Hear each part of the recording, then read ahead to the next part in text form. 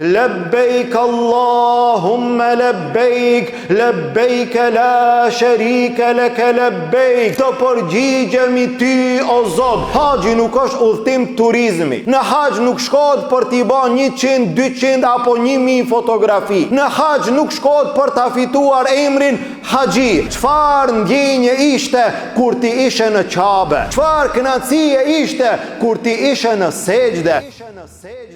إن الحمد لله نحمده تعالى ونستعينه ونستغفره ونعوذ بالله من شرور أنفسنا ومن سيئات أعمالنا من يهده الله فهو المهتد ومن يضلل فلا هادي له وأشهد أن لا إله إلا الله وحده لا شريك له وأشهد أن محمدًا عبده ورسوله.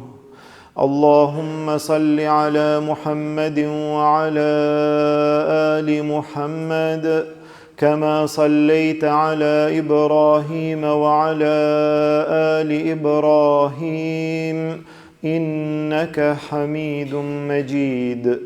اللهم بارك على محمد وعلى آل محمد كما باركت على إبراهيم وعلى آل إبراهيم إنك حميد مجيد. Falënderimi i takon Allahut subhanahu wa ta'ala, atë falenderojmë dhe vetëm prej tij ndihmë dhe falje kërkojmë. Salavatet dhe selamet tona ja dërgojmë dashurit ton Muhammedit sallallahu alaihi wasallam, familjes tij, shokëve të tij dhe gjithë atyre që e pasojnë rrugën e tij deri në ditën e gjykimit. Vëllezër të nderuar, në këtë kohë në të cilën besimtarët janë duke u përgatitur për të marrë rrugën e tyre, për të realizuar një prej shtyllave të mëdha të fesë së Allahut Azza wa Jall, për të realizuar haxhin madhështor, për të arritur në vendet e shenjta, për të adhuruar Allahun Azza wa Jall me adhurime të ndryshme. Ne lutim Allahun Azza wa Jall të gjithë ata të cilët janë duke udhëtuar për në këtë ibadet, Allahu haxhin e tyre ta pranon. Të gjithë ata të cilët kanë dëshirë, kanë vullnet, mirë po nuk kanë mundësi, Allahu një mundësi të tillë tu adhuron.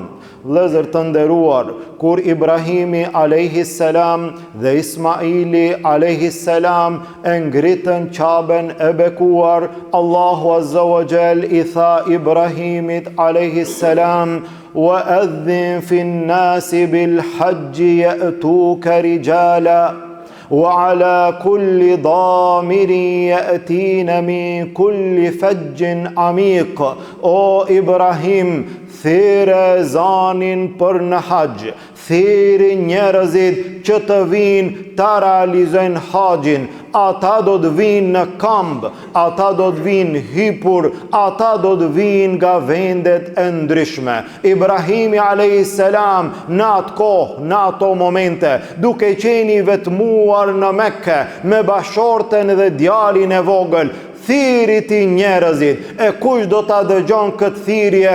Ti thiri për hir të Allahut Azza wa Jall. Ajo thirrje do t'ju arrijë të gjithëve me lejen e Allahut Azza wa Jall. وَأَذِّنْ فِي النَّاسِ بِالْحَجِّ. Thiri njerëzit që ta bëjnë haxhin në Kaben e bekuar. I thiri Ibrahimi alayhis salam, kësaj thirrje ju përgjigjen besimtarët nga gjitha vendet e botës, në ngjyra të ndryshme, në raca të ndryshme, në gjuhë të ndryshme, në nacionalitete të ndryshme, mirë po të një feje të vetme, në një pamje të njëjtë, me një qëllim të njëjtë, të gjithë njerëzit nga vendet e ndryshme të botës u tubuan dhe tubohen edhe sot, grumbullohen të gjithë në Kabe me përgjigjen e tyre duke i thënë Allahut Azza wa Jall: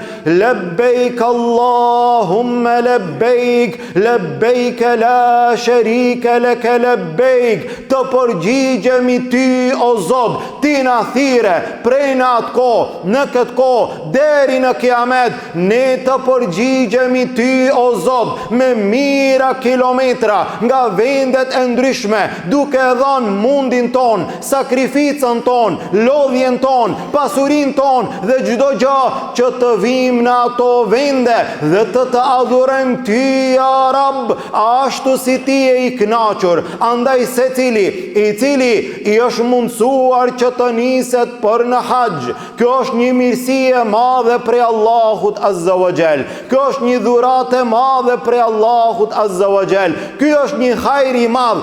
Ata ka mundsuar Allahu ta realizosh haxhin, po elhamdulillah. Ata mundson ti Allahu në këtë vit që të nisesh për në haxh, elhamdulillah. Sa për njerëzve duan, sa për njerëzve dëshirojnë, sa për njerëzve ëndrojnë, sa për njerëzve ndoshta i kanë edhe mundësit, ndoshta kanë edhe pasuri, ndoshta i kanë kushtet, mirë po nuk janë duke u nisur për në haxh. Për çfarë arsye? Për arsye të ndryshme. Ti i cili ta ka mundsuar Allahu haxhin, duhet t'i kesh parasysh disa gjëra të cilat janë shumë të rëndësishme.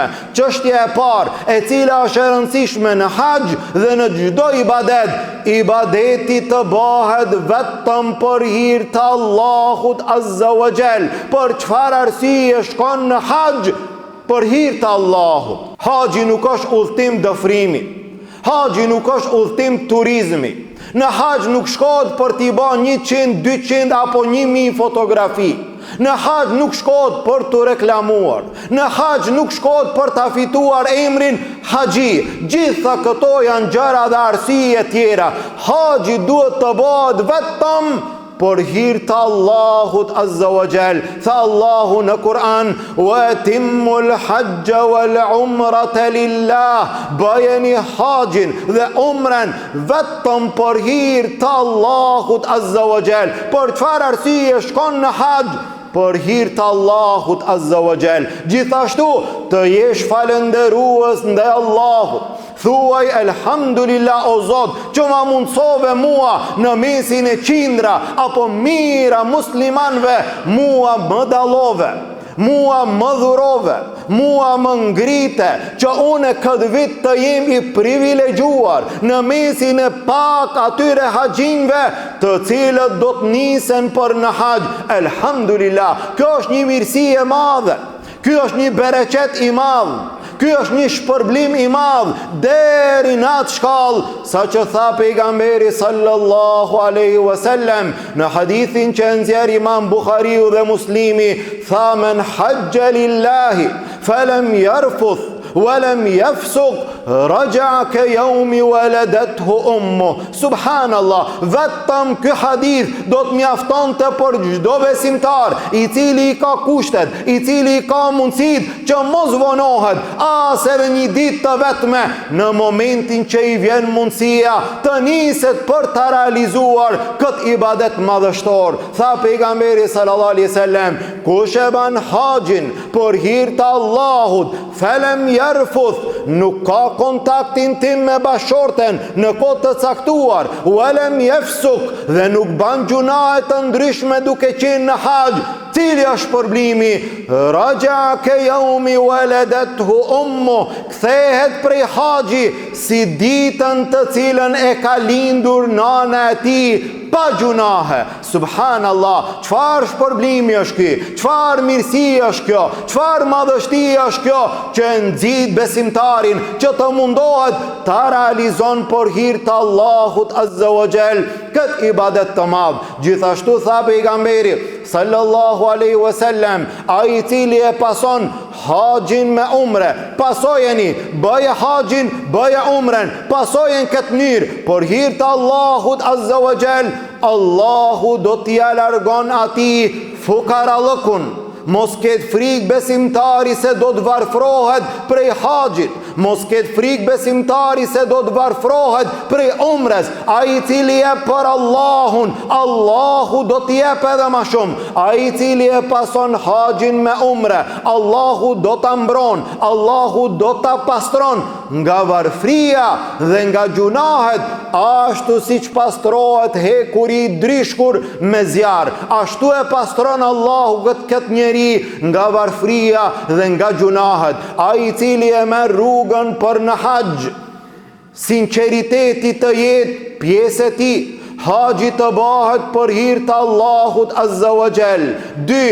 Të jetë falendërues ndaj Allahut Azza wa Jall, nga sa Allahu ja ka mundsuar një mirësi të madhe.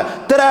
Atje në momentet e haxhit, në adhurimin e tij të gjerë, të mundohet që ta ruaj vetveten nga gjunahet e ndryshme, pa polemika të shumta, pa hidhrime të shumta, pa ankesa të shumta.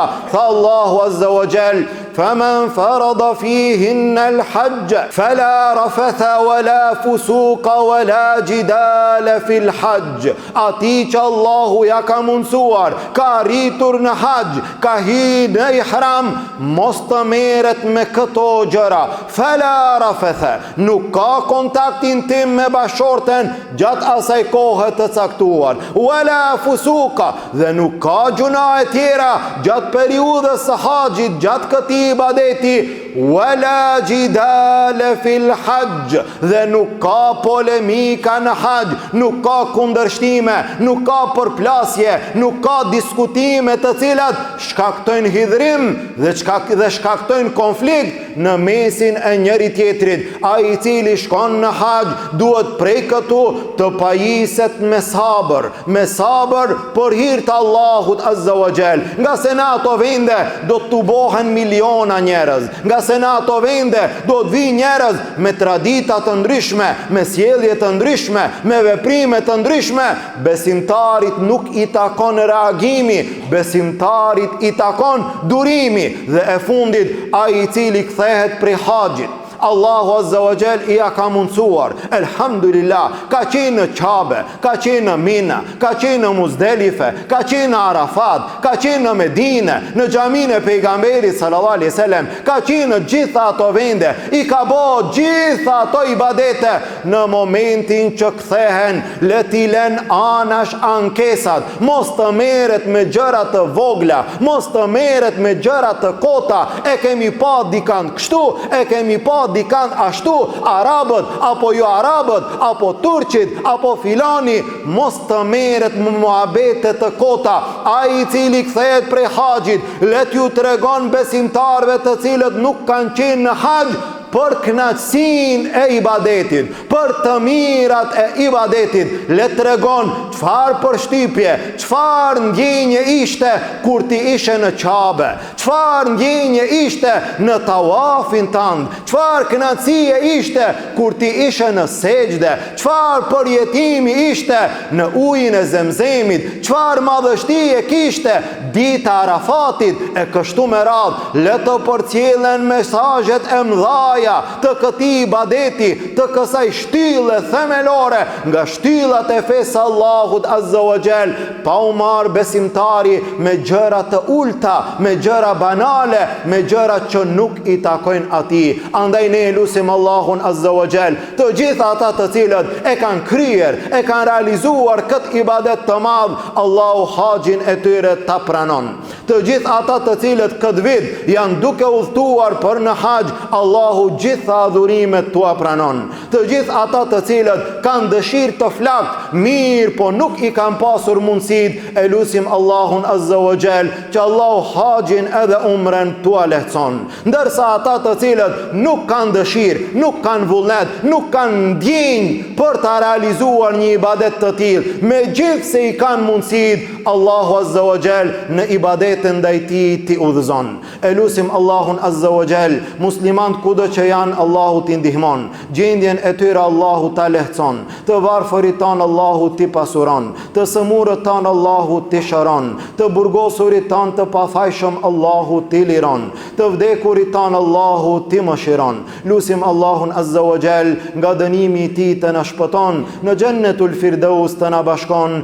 Amin. Walhamdulillahi Rabbil Alamin. Wa subhanaka Allahumma wa bihamdik ashhadu an la ilaha illa ant astaghfiruka wa atubu ilayk.